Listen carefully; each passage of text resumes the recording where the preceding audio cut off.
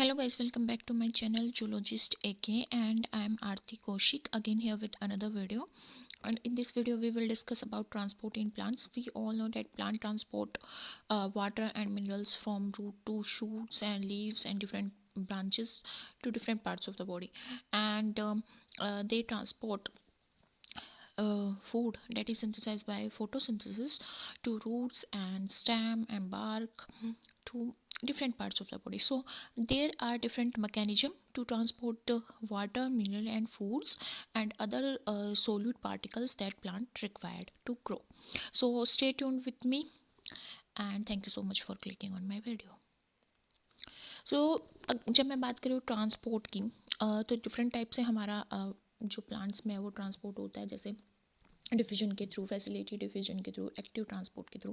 तो one by one हम इन्हीं को डिस्कस करेंगे कि भाई क्या होता है हमारा diffusion. We all know that जो डिफ्यूज़न होता है उसमें मोलिक्यूल्स आइदर तो हमारे क्या होंगे, गैस होगी, या तो गैस होगी या फिर लिक्विड होंगे या फिर सॉलिड्स हो सकते हैं। ठीक है, ये क्या करेंगे, ये higher concentration to lower concentration की तरफ मूव करेंगे। हायर कंसंट्रेशन का मतलब क्या है, जहाँ पे पार्टिकल ज़्यादा है, तो जहाँ पे ज़्यादा है वहाँ से कहाँ पे जाएंगे, जहाँ पे कम होंगे। मान लो अमोनिया गैस है, उसका ट्रांसफ़र होना है, या हम नॉर्मल जर्नल अपना घर में एग्जांपल ले सकते हैं कि धुआं हो रखा है, तो जहाँ पे धुआं है वहाँ पे उसकी कंसंट्रेशन क्या है, ज़्यादा है, पर वो दूसरी साइड में मूव करता है जहाँ पे धुआं कम है। मतलब जो उसके पार्टिकल्स हैं वो अपोजिट डायरेक्शन में मूव करते हैं, तो higher concentration to lower concentration move कर रहा है। ठीक है, तो डिफ्यूजन होता है हमारा along the concentration gradient. Concentration gradient का मतलब है हाई टू लो। पासिव इसलिए बोलते हैं क्योंकि इसमें एनर्जी की रिक्वायरमेंट नहीं होती, इसलिए ये पासिव ट्रांसपोर्ट है। तो जब हम डिफ्यूजन स्टडी करते हैं तो यहाँ पे दो टर्म आती हैं, एक होती है डीपीडी। डीपीडी होती है हमारी डिफ्यूजन प्रेशर डेफिशिट,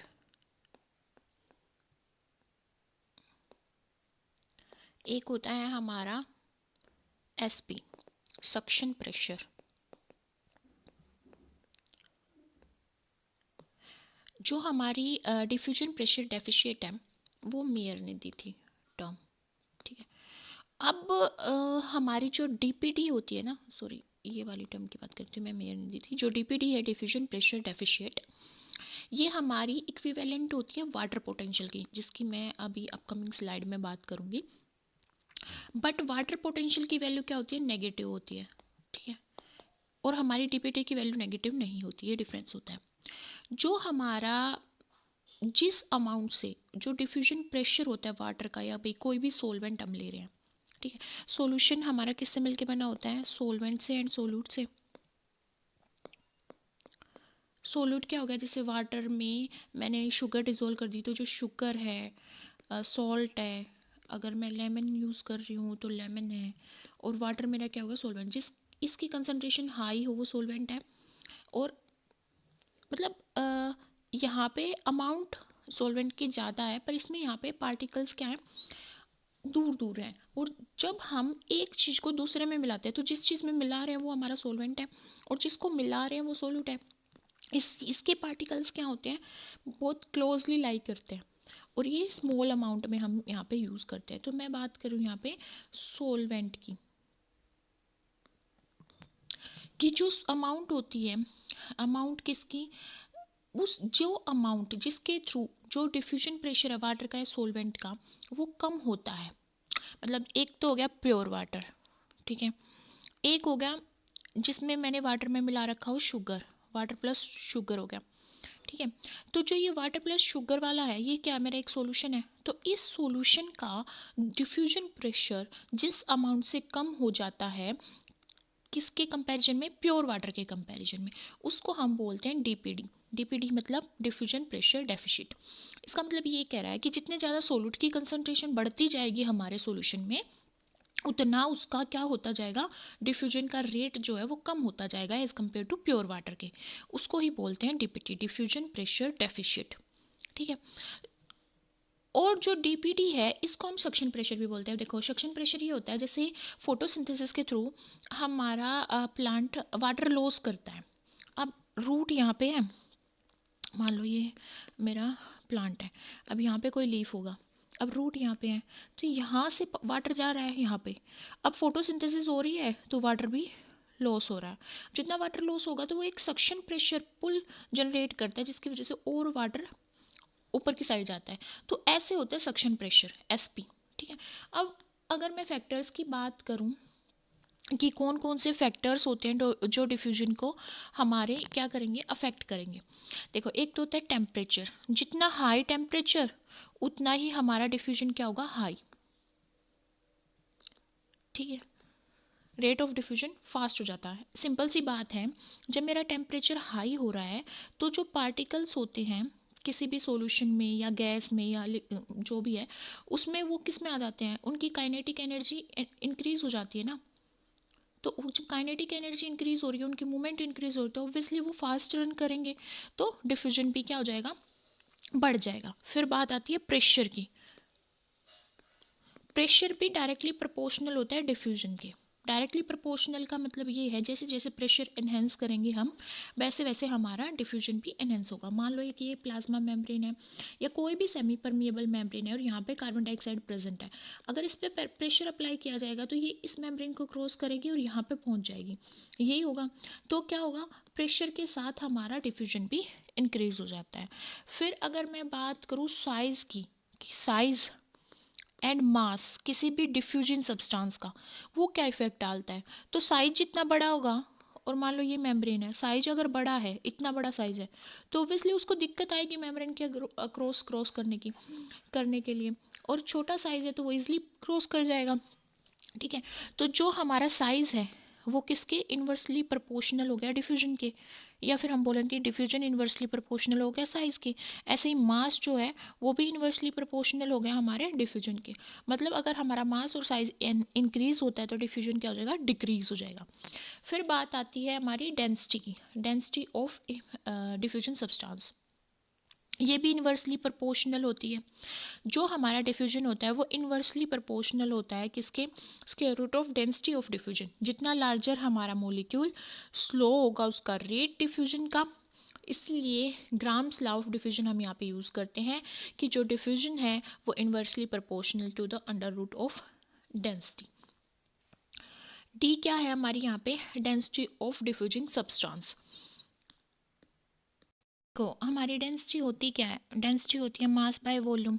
ठीक है, अब देखो मान लो उसका मास ज़्यादा है तो डेंसिटी तो घट गई। हमें क्या पता है कि जो डेंसिटी होती है वो इन्वर्सली प्रोपोर्शनल है मास के। ठीक है, और जो वॉल्यूम है वो भी ज़्यादा इंक्रीज करेगा तो हमारा जो डिफ्यूजन है वो कम होगा। थोड़ा वॉल्यूम में जल्दी डिफ्यूज़ हो जाएगा, यही बात है।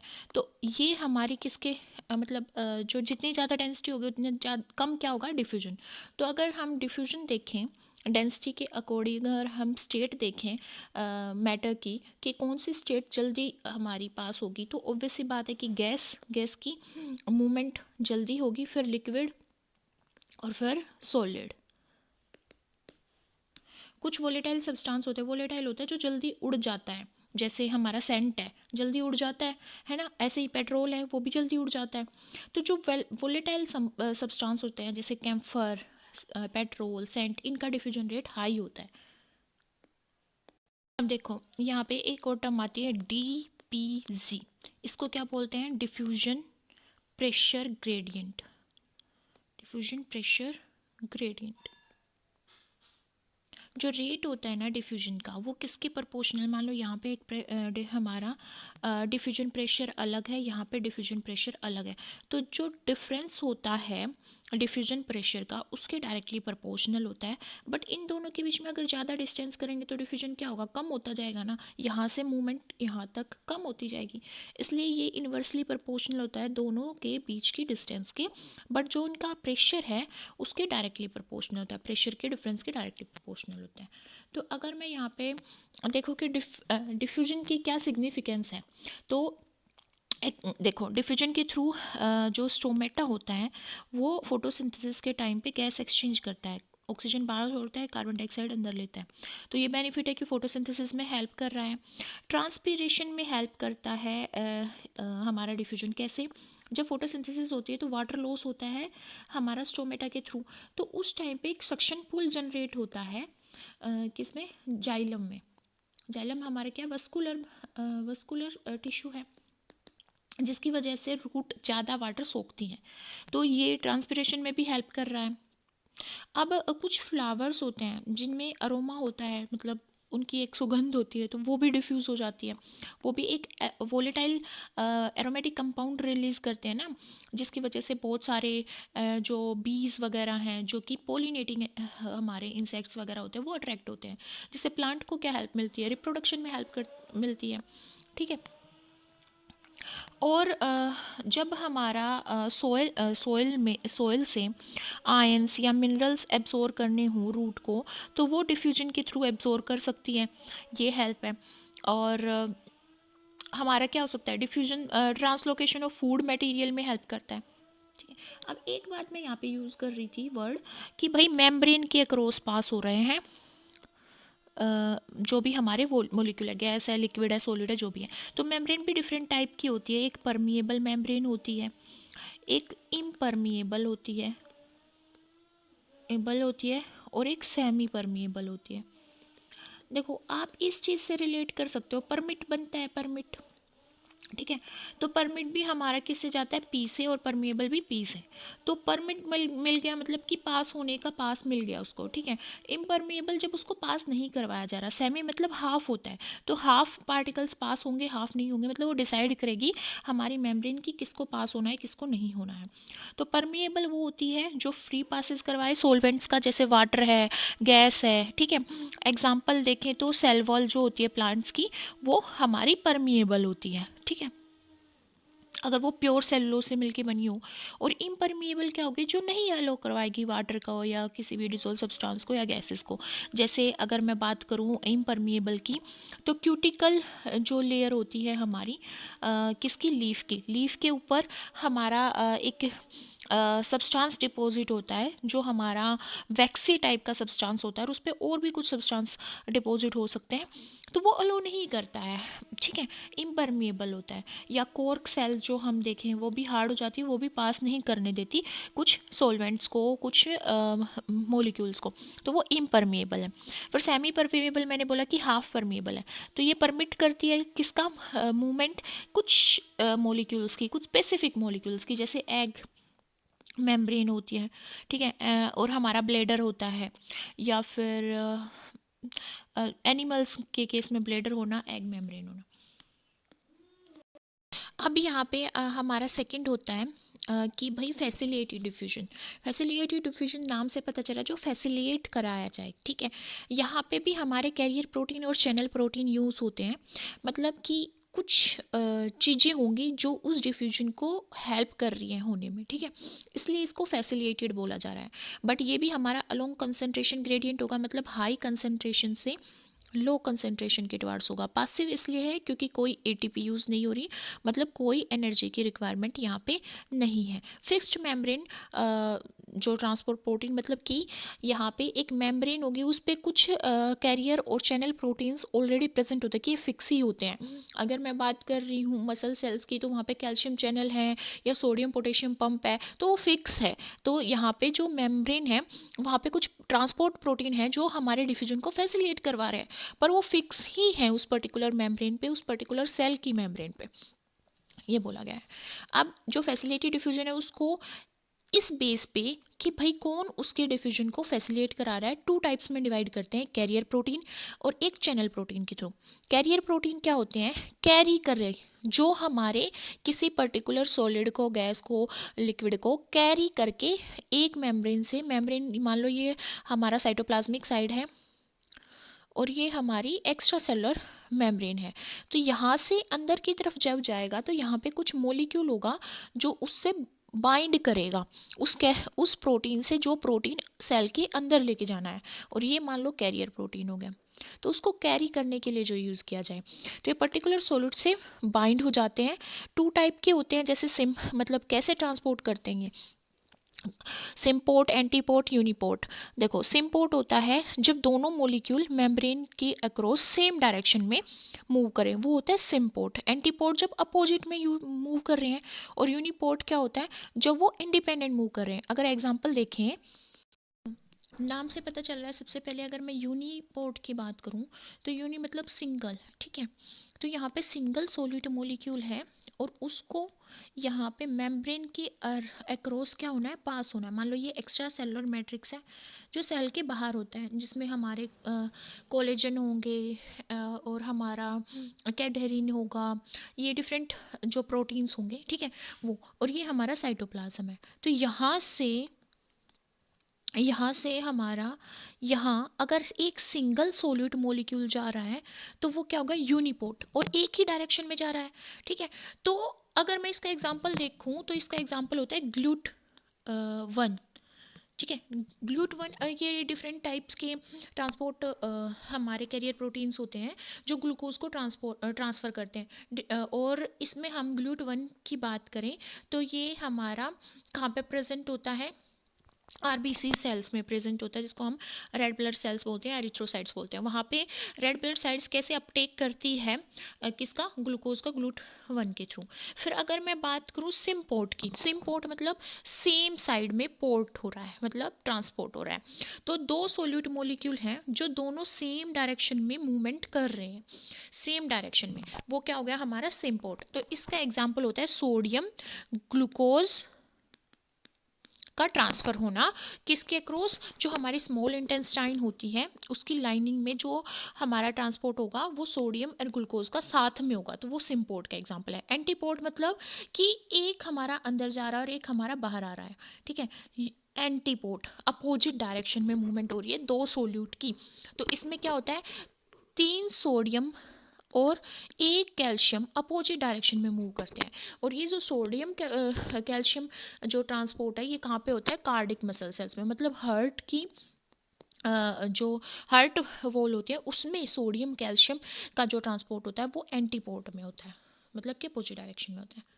आते हैं हमारे चैनल प्रोटीन्स। चैनल प्रोटीन्स क्या होते हैं, कुछ प्रोटीन जो चैनल का काम करें। चैनल क्या हो गया, ओपन होना, क्लोज होना, ओपन होना, क्लोज होना, ठीक है। ये हमारे पोलर मोलिक्यूल्स हो गए या फिर आयंस जो हो गए, उनको ट्रांसपोर्ट करते हैं मेम्ब्रेन के अक्रॉस, एक्स्ट्रा सेलुलर मैट्रिक्स से साइटोप्लाज्म की तरफ, ठीक है। अब क्या होता है, ये दो टाइप्स में डिवाइड किए गए हैं। एक आयन चैनल होते हैं, सॉरी, एक होते हैं हमारे आयन चैनल। आयन चैनल क्या, जब आयन कोई चैनल फॉर्म करे, जैसे सोडियम पोटेशियम पंप है, ठीक है।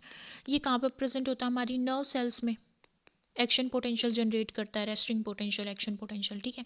जिसकी वजह से हमारी क्या होती है, नर्व एक्साइटेड होती है और रेस्टिंग स्टेट में आती है, ठीक है। क्यों, क्योंकि भाई जो नर्व्स हैं, न्यूरॉन्स हैं, उनको क्या करना है यहाँ पे, कंडक्शन करना है नर्व इम्पल्स का, ताकि हम रिस्पोंड कर सकें स्टिमुलस के अगेंस्ट। तो वहाँ पे प्रेजेंट होते हैं सोडियम पोटेशियम पंप, ताकि वो एक्साइटेड हो उसके और इनहिबिटरी इफेक्ट शो कर सके, रेस्टिंग स्टेट आ सके उनमें, ठीक है। तो यहाँ पे गेटेड चैनल्स होते हैं। गेटेड वोल्टेज का मतलब ये होता है कि भाई यहाँ पे जब एक्शन पोटेंशियल आ रहा है और कम हो रहा है तो वो वोल्टेज हो रही है, ठीक है। गेटेड का मतलब है ओपन होना और क्लोज होना, जैसे हमारे गेट होते हैं वैसे ये गेटेड चैनल होते हैं। पोरिन्स क्या होते हैं, पोरिन्स बीटा बैरल प्रोटीन्स होते हैं, ठीक है। और ये सेल मेम्ब्रेन पे प्रेजेंट होते हैं, पोर की तरह ही एक्ट करते हैं मॉलिक्यूल्स को डिफ्यूज करने के लिए। जैसे पोरिन्स हमारे जो न्यूक्लियस होता है उसके ऊपर भी प्रेजेंट होते हैं, ठीक है।